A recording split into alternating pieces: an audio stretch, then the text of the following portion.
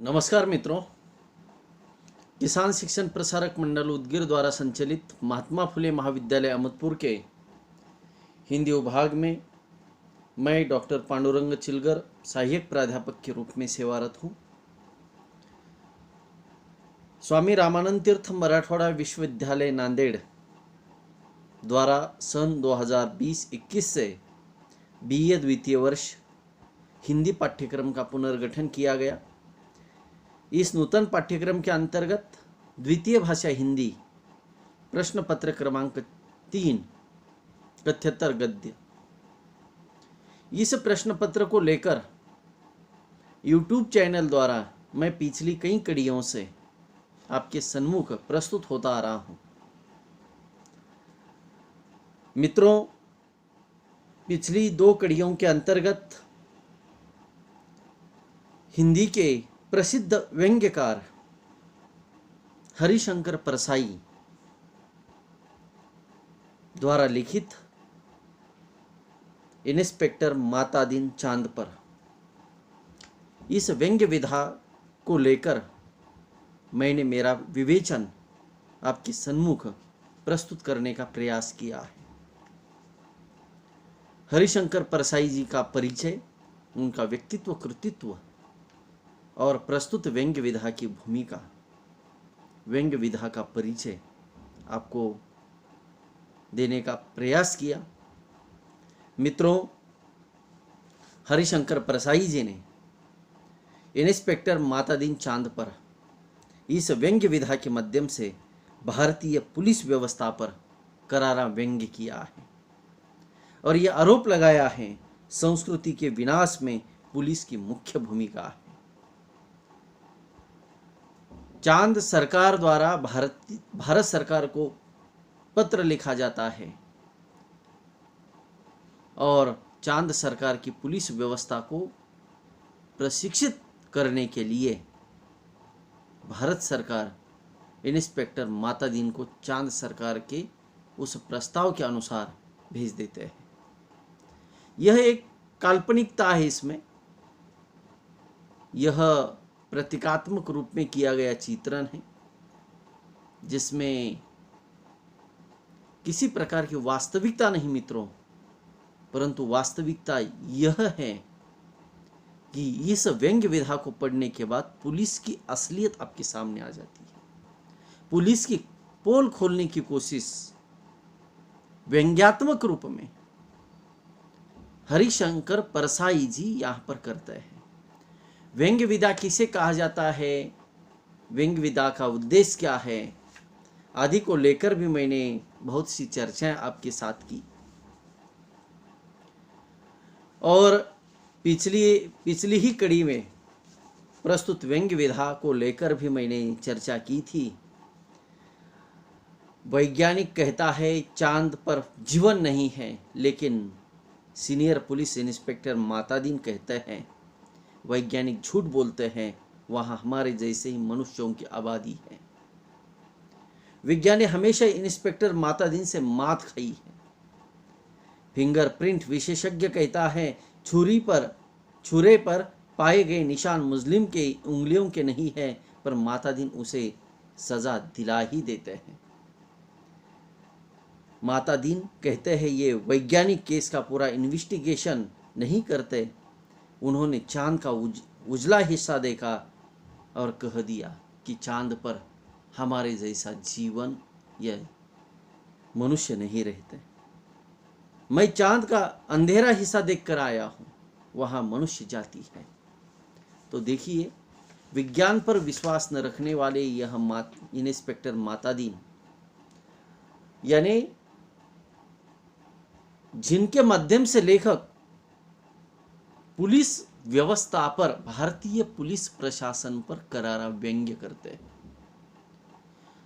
हाँ, ये भी नहीं है कि सब के सब वह व्यवस्था बिगड़ी हुई है, भ्रष्ट है, लेकिन अपवादात्मक रूप में लेखक के अनुसार उसमें से कुछ अच्छे भी हैं। लेकिन भ्रष्ट व्यवस्था के ऊपर लेखक यहां पर करारा व्यंग्य करते हैं। गृह मंत्री गृह सचिव से बोलते हैं कि चांद सरकार का पत्र आया है, किसी अच्छे आईजी लेवल के ऑफिसर को वहां के पुलिस को प्रशिक्षण देने के लिए भेज दीजिए। तब सचिव साहब कहते हैं, अरे साहब, वहां आईजी लेवल के आदमी को या ऑफिसर को भेजना, इसका मतलब क्या है? तो प्रोटोकॉल का सवाल है और चांद हमारा एक क्षुद्र उपग्रह है। आईजी के रैंक के आदमी को नहीं भेजेंगे, किसी सीनियर इंस्पेक्टर को भेज देंगे और सीनियर इंस्पेक्टर माता दिन को चांद पर भेजने का निर्णय लिया जाता है।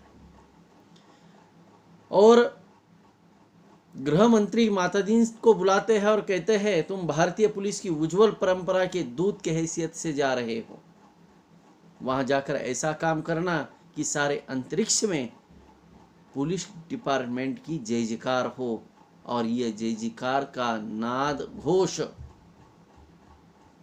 स्वयं हमारे पीएम यानी प्रधानमंत्री भी सुने। माता दिन की यात्रा का दिन आ गया। एक यान अंतरिक्ष अड्डे पर उतरा। माता दिन सबसे विदा लेकर यान की तरफ बढ़े। वे धीरे धीरे कहते जा रहे थे, प्रविशी नगर कीजिए सब काजा, रधे राखी कौशलपुर राजा। क्योंकि चांद सरकार ने यह भी कहा था कि तुम्हारे यहाँ राम राज है, तो उसी प्रकार का राज हमें यहाँ पर निर्माण करना है। उसके लिए सबसे पहले पुलिस को आपके पुलिस के समान प्रशिक्षित करना आवश्यक है। ये बात लेखक लिखते हैं व्यंग्यात्मक रूप में। यान के पास पहुंचकर माता दिन ने मुंशी अब्दुल गफूर को पुकारा। मुंशी गफूर ने एड़ी मिलाकर सैल्यूट फटकारा और बोला, जी पेक्टसा, FIR बुक रख दी है? अब्दुल गफूर बोलता है, जी पेक्टसा। और रोजनामेचे का नमूना? जी पेक्टसा। वे यान में बैठने लगे। हवलदार बलभद्र को बुलाकर कहा, हमारे घर में झचकी के बखत अपने खटला को मदद के लिए भेज देना। हमारे घर में पत्नी की मदद के लिए आपके खटला यानी पत्नी को भेज देना।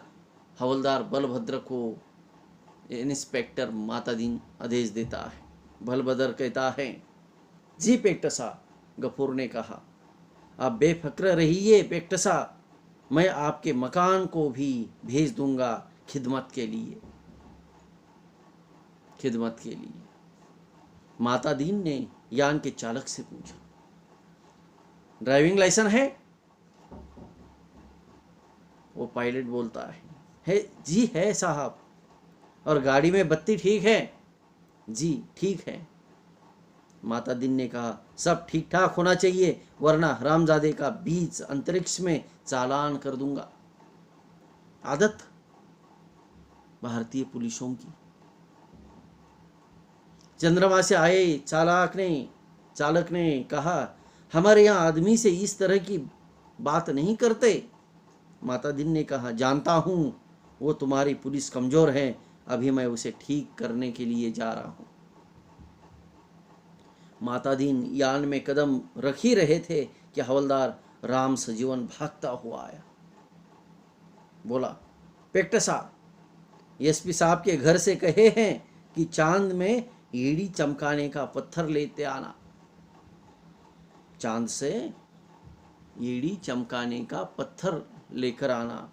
माता दिन खुश हुए, बोले, कह देना भाई साहब से, जरूर लेता आऊंगा। वे यान में बैठे और यान उड़ चला। पृथ्वी के वायुमंडल से यान बाहर निकला तो माता दिन ने कहा चालक से, अबे हॉर्न क्यों नहीं बजता? हॉर्न क्यों नहीं बजाता? तब चालक बोलता है। आसपास लाखों मील में कोई नहीं है, किसी प्रकार की भीड़ नहीं है, रास्ता साफ सुथरा है। माता दीन बोलते हैं डांटते हुए, मगर रूल इज रोल, हॉर्न बजाता चल। चालक अंतरिक्ष में हॉर्न बजाता हुआ यान को चांद पर उतार लाया। अंतरिक्ष अड्डे पर पुलिस अधिकारी माता दीन के स्वागत के लिए खड़े थे। माता दीन रौब से उतरे और उन अफसरों के कंधों पर नजर डाली। वहां किसी के कंधे पर लगाया हुआ स्टार नहीं था, फीते भी किसी के यहाँ नहीं थी। लिहाजा माता दीन ने एड़ी मिलाना और हाथ उठाना जरूरी नहीं समझा। फिर उन्होंने सोचा, मैं यहाँ इंस्पेक्टर की हैसियत से नहीं, सलाहकार की हैसियत से आया हूँ। और माता दीन को वे लोग लाइन में ले गए और एक अच्छे बंगले में उन्हें टिका दिया। एक दिन आराम करने के बाद माता दीन ने काम शुरू कर दिया। उन्होंने पहले पुलिस लाइन का मुलाहजा किया। शाम को उन्होंने आईजी से कहा, चांद सरकार के आईजी से, आपके यहाँ पुलिस लाइन में हनुमान जी का मंदिर नहीं है? हमारे रामराज में हर पुलिस लाइन में हनुमान जी है। आईजी ने कहा, हनुमान कौन थे? हम नहीं जानते। माता दीन ने कहा, हनुमान का दर्शन करना कर्तव्य परायण पुलिस वाले के लिए जरूरी है। हनुमान सुग्रीव के यहाँ स्पेशल ब्रांच में थे। उन्होंने सीता माता का पता लगाया था। अबडक्शन का मामला था, दफा 362। हनुमान जी ने रावण को सजा वहीं दे दी, उसकी प्रॉपर्टी में आग लगा दी। पुलिस को ये अधिकार होना चाहिए कि अपराधी को पकड़ा और वहीं पर सजा दे दी। अदालत में जाने का झंझट नहीं। मगर ये सिस्टम हमारे रामराज में भी चालू नहीं हुई। हनुमान जी के काम से भगवान रामचंद्र बहुत खुश हुए और रामचंद्र जब अयोध्या लौटे तो लौटते समय हनुमान जी को भी साथ लेकर आए और टाउन ड्यूटी में तैनात कर दिया। जब कभी आप अयोध्या जाओगे तो राम जन्मभूमि के एकदम बराबर सामने उत्तर दिशा में हनुमान नाम का टीला है, हनुमान गढ़ी, और उसके ऊपर हनुमान जी की बहुत बड़ी मूर्ति है, मंदिर है, आज भी है। कभी गए तो देखिए मित्रों। और वही हनुमान हमारे आराध्य देव हैं। मैं उनकी फोटो लेता आया हूं, उससे मूर्तियां बनवाइए और हर पुलिस लाइन में स्थापित करवाइए। थोड़े ही दिनों में चांद की हर पुलिस लाइन में हनुमान जी स्थापित हो गए। माता दीन जी उन कारणों का अध्ययन कर रहे थे जिनसे पुलिस लापरवाह और अलाल हो गई थी। वह अपराधों पर ध्यान नहीं देती। कहीं कारण नहीं मिल रहा था, कोई कारण नहीं मिल रहा था मित्रों। एकाएक उनकी बुद्धि में एक चमक आई। ऐसा अंधेरे में उजाला कौंधने लगा, जैसे बिजली कड़कती हुए दिखाई देती है, उसी प्रकार से उन्होंने मुंशी से कहा, जरा तनख्वाह का रजिस्टर बताओ, वेतन का। तनख्वाह का रजिस्टर देखा तो सब समझ गए, कारण पकड़ में आया। शाम को उन्होंने पुलिस मंत्री से कहा, यानी वहां के गृह मंत्रालय से, मैं समझ गया कि आपकी पुलिस मुस्तैद क्यों नहीं है। आप इतनी बड़ी तनख्वाहें देते हैं, इसलिए सिपाही को 500, हवलदार को 700, थानेदार को 1000। ये क्या मजाक है? आखिर पुलिस अपराधी को क्यों पकड़े? हमारे यहाँ सिपाही को 100, इंस्पेक्टर को 200 देते हैं, तो वे 24 घंटे जुर्म की तलाश करते हैं। यहाँ पर तनख्वाह ज्यादा है, पैसा ही पैसा मिल रहा है, तो वे ड्यूटी पर तैनात क्यों रहेंगे? अपराधी की खोज क्यों करेंगे? अपराध बढ़ते ही बढ़ते चले जाएंगे। लेकिन हमारे यहाँ तनख्वाह कम है, आपके यहाँ मानो कि सिपाही को 500 है तो हमारे यहाँ 100 है। उस समय की बात लेखक ने की है, यानी सन 1960-65 के बीच की बात है, आज की नहीं है मित्रों। और सिपाही को 100 और इंस्पेक्टर को 200 देते हैं तो वे 24 घंटे जुर्म की तलाश करते हैं। आप तनख्वाहें फौरन घटाइए, पुलिस मंत्री ने कहा। मगर ये तो अन्याय होगा, अच्छा वेतन नहीं मिलेगा तो वे काम क्यों करेंगे? तब माता दीन ने कहा, इसमें कोई अन्याय नहीं है। आप देखेंगे कि पहली घटी हुई तनख्वाह मिलते ही आपकी पुलिस की मनोवृत्ति में क्रांतिकारी परिवर्तन आ जाएगा। पुलिस मंत्री ने आदेश दिया, तनख्वाहें घटा दी और 2-3 महीने में सचमुच बहुत फर्क दिखाई दिया। कौन सा, कैसा फर्क?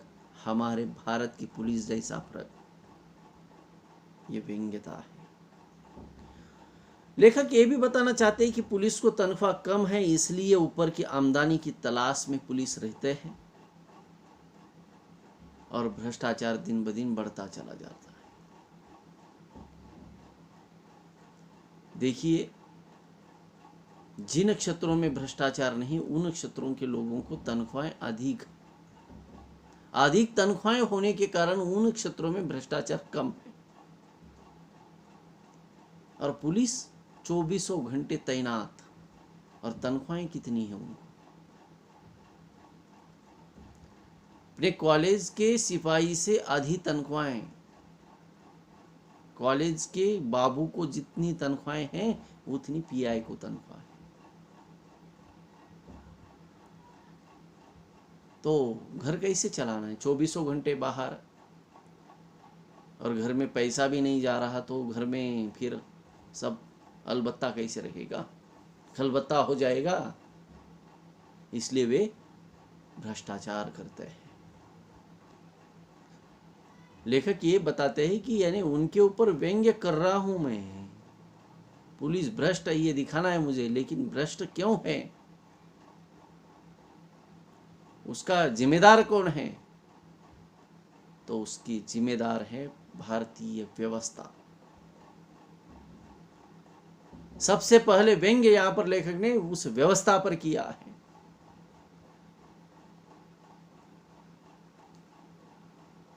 यानी वेतन आयोग देने वाली वह व्यवस्था।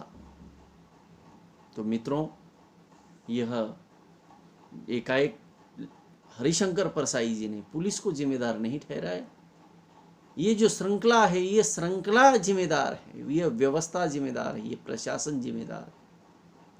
ये बताने की कोशिश उन्होंने यहाँ पर प्रस्तुत व्यंग्य विधा के प्रथम चरण में की है। इसको आगे चलकर और हम देखेंगे अगली कड़ी में क्रमशः। तो यहाँ पर मैं मेरे विचारों को थोड़ा सा विराम देता हूँ और हम पुनः मिलेंगे इसी इंस्पेक्टर माता दीन चांद पर इस व्यंग्य विधा को लेकर। धन्यवाद।